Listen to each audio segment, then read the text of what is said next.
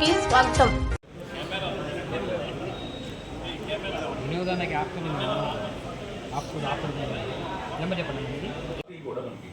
ఇది కాక ఒక హాస్పిటల్ చూద్దాం మనం. ఈ హాస్పిటల్లో ఎల్లోపతి డాక్టర్ ఒక డాక్టర్ ఉంటారు, ఆయుర్వేద డాక్టర్ ఉంటారు, ఫిజియోథెరపిస్టులు ఇద్దరు ఉంటారు, ఆర్టిఫిషియల్ లిమ్స్ ఉంటే జైపూర్ ఫుడ్ కూడా మనం 10,000 రూపాయల కానీ 1 లక్ష వరకు ఖర్చు అయ్యేటువంటి జైపూర్ ఫుడ్ కూడా ₹1 తీసుకోకుండా మనం పేషెంట్స్కి ఇస్తున్నాం. ఈ ఆశ్రమంలో మనం ఆంధ్రప్రదేశ్లో ఇంతమందికి ఫ్రీగా ఆర్టిఫిషియల్ లిమ్స్ ఇచ్చేటువంటి వారు నాకు తెలిసిలేదు.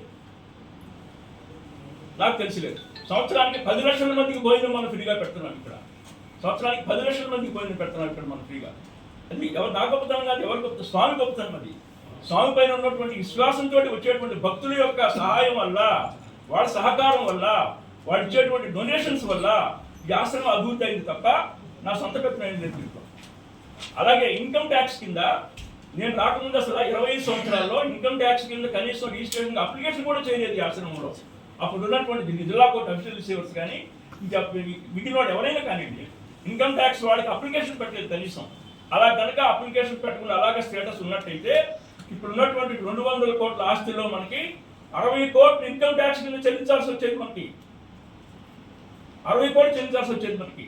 నేను 2006లో రాగానే హైకోర్టు వారి పర్మిషన్ తీసుకుని వెనక డేట్ 95 నుంచి మాకు ఇన్కమ్ ట్యాక్స్ రిజిస్ట్రేషన్ కావాలని చెప్పేసి వారిని రిక్వెస్ట్ చేస్తే అప్పుడు ఉన్నటువంటి చీఫ్ కమిషనర్స్ వాళ్ళంతా కూడా తిరుమలలో నాకు తెలిసిన వాళ్ళు కాబట్టి 11 సంవత్సరాలు బ్యాక్ డేట్తో రిజిస్ట్రేషన్ ఇచ్చారు ఇన్కమ్ ట్యాక్స్ వాళ్ళు మనకి.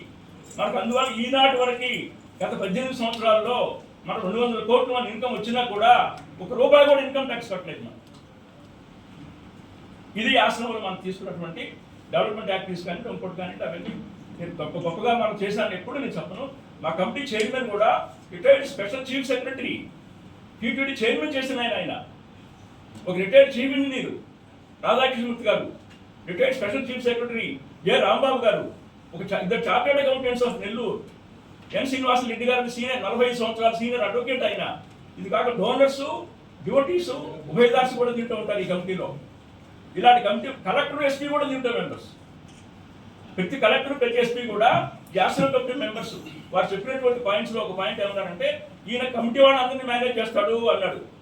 నేను చీఫ్ సెక్రటరీని మేనేజ్ చేస్తానా, కలెక్టర్ని మేనేజ్ చేస్తానా, ఎస్పీని మేనేజ్ చేస్తానా, చార్టెడ్ అకౌంటెంట్స్ ఎంతకాలం మేనేజ్ చేస్తాను? నేను 18 సంవత్సరాలు మేనేజ్ చేస్తానా? కాడు కాకని అన్నారు తప్ప మా ఇంటికి లిఫ్ట్ పెట్టుకున్నామన్నారు. మా ఇంటికి నాకు 80 సంవత్సరాలు అండి. ఇప్పుడు నాకు 81 సంవత్సరం నా ఏజ్. ఇప్పుడు నేను రిటైర్ 21 సంవత్సరాలు అయింది. ₹1 జబ్బు తీసుకోకుండా 20 సంవత్సరాల నుంచి పనిచేస్తున్నా. నా ఫిలాసఫీ అది వేరే విషయం అనుకోండి. 80 సంవత్సరాలు అయిన తర్వాత డాక్టర్స్ నాకు 5 సంవత్సరాల కిందట మీరు లిఫ్ట్ పెట్టుకోకపోతే మీ నీ జాయింట్ తీయాల్సి వస్తుందండి వార్నింగ్ ఇచ్చిన దాని మీద నేను లిఫ్ట్ పెట్టుకున్నా. అది కూడా శాంసంగ్ లిఫ్ట్ అయితే, జాన్సన్ లిఫ్ట్ అయితే 12 లక్షలని చెప్తే లోకల్ లిఫ్ట్ 5 లక్షలతో పెట్టాను నేను. కంపెనీ లిఫ్ట్ కాకుండా జాన్సన్ లిఫ్ట్ కాకుండా లోకల్ లిఫ్ట్ 5 లక్షలతో పెట్టాను నేను దాన్ని. మా కమిటీ వాళ్ళు సపరేట్ బగ్గడా కట్టుకోమన్నారు. సపరేట్ బగ్గడా కట్టుకుంటే 50 లక్షలు అవుతుంది అనుకని 17 లక్షలతోటి స్టోర్స్ పైన ఒక ఫ్లోర్ వేసుకున్నా అంతే. నేను స్టోర్స్ పైన ఒక ఫ్లోర్ వేసుకున్నా అంతే. ఒక ఐఏఎస్ ఆఫీసర్గా రిటైర్ అయ్యి, ఒక ఐఏఎస్ ఆఫీసర్గా ఎన్నో సంవత్సరాలు పనిచేసి ఒక స్టోర్స్ పైన ఒక 2 రూమ్ వేసుకుని ఒక ఫ్లోర్ వేసుకుని నేను అక్కడ బతుకుతున్నా. దానికి ముందు 8 సంవత్సరాలు ఈ గెస్ట్ హౌస్లో ఒక రూమ్లో ఉన్నాను నేను, నా మిస్సెస్ ఇద్దరు కూడా. తమిళనాడులో ఉన్నప్పుడు నేను తమిళనాడు నుంచి వచ్చామండి ఇక్కడికి. ప్రతి వారం శనివారం ఆదివారం ఇక్కడికి వచ్చామండి. ఆ రూమ్లో వంట చేసుకుని మేము ఈ గెస్ట్ హౌస్లో, దీనిపైన ఉన్న గెస్ట్ హౌస్లో ఒక రూమ్లో ఉండేవాళ్ళం మేము. 8 సంవత్సరాల తర్వాత 2012లో ఇక్కడికి నేను వచ్చినప్పుడు అప్పుడు క్వార్టర్స్ కట్టుకోమని మా కమిటీ వాళ్ళు ఇన్స్టిట్యూట్ చేస్తే నేను విడిగా బంగాళా కట్టే 50 లక్షలు అవుతుంది మనకు అక్కర్లేదు అని దీనిపైన స్టోర్స్ పైన ఒక 2 రూమ్లు వేసుకున్నాను. దానికి లిఫ్ట్ పెట్టుకోక తప్పలేదు, ఎందుకంటే నా వయసు రీత్యా, నా కాళ్ళ రీత్యా అది జరిగింది. అప్పుడు వీరంతా మేము కుటుంబ సభ్యులు ఉన్నారు కదా స్వామి. వీరు స్వామివారి సమాధి అయినప్పుడు 3 రోజులు ఉంది ఇక్కడ బాడీ. 2000 స్వామివారి సమాధి 82లో 22వ తారీఖు నాడు స్వామివారి పరమ భజిస్తే అక్కడ 22, 23 మధ్యాహ్నం వరకు ఇక్కడ కానీ గుళ్ళో కానీ నుంచి తర్వాత 24వ తారీఖు నాడు సమాధిలో పెట్టారు. ఈ 3 రోజుల్లో ఈ ఫ్యామిలీ మెంబర్స్ ఎవరూ రాలేదే అక్కడికి. ఆ పుస్తకం పట్టండి, మాకనంగా పుస్తకంలో ఆయన ఫోటోలు వేశారు. ఆ ఫోటోల్లో స్వామివారి సమాధి అయిన సందర్భంలో ఉన్నది ఎవరెవరు మాకాన వెంకటరావు గారు,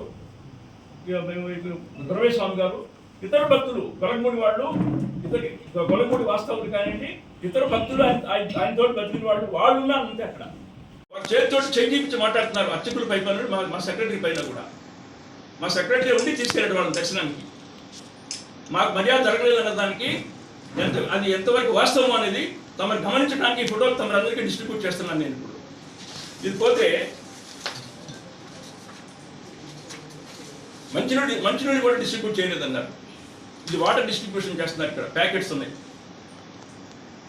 మీ అందరికీ ఫోటోలు ఇస్తాను స్వామి. అందరికీ వాటర్ డిస్ట్రిబ్యూట్ చేసినట్టుగా ఇక్కడ 3 పాయింట్లు డిస్ట్రిబ్యూట్ చేసాం క్యూ లైన్లో. మేము భోజనం కూడా మధ్యాహ్నం 3:50 దాకా పెట్టాం, రాత్రి 12:50 దాకా పెట్టాం.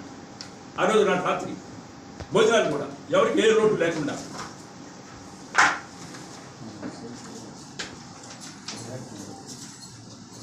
ఈ ఫోటో చూడండి. ఈయన మీ కంప్లైంట్ చేసిన బాక్స్లో ఉంది ఆయన. నేను నా భార్య ఉన్నాం అక్కడ. మా పక్కనే నిలబడి ఆయన హారతి ఇప్పించాం ఆయనకి. మేము 23వ తారీఖు రాత్రి వాహన పూజకు ముందు 23వ తారీఖు రాత్రి 9 గంటలకి స్వామివారి వాహనం బయలుదేరే ముందు ఆయన మా పక్కన నుంచున్నాడు. ఆ బాక్స్లో ఉన్న ఆయన మీ కంప్లైంట్ చేసిన ఆయన. మీకు తెలుస్తుంది, మీరు ఎవరైతే మీడియా చూసారో మీకు తెలుస్తుంది. నా పక్కన నుంచున్నాడు. పక్కనంతా మా కమిటీ మెంబర్స్ ఉన్నారు. మా కమిటీ మెంబర్స్తో సహా ఆయన పక్కన కూర్చున్నారు. ఆయన నుంచున్నారు. ఆయన ఎవరేం అనలేదే. ఇది వాస్తవం. తర్వాత వారు ఏం చెప్పారంటే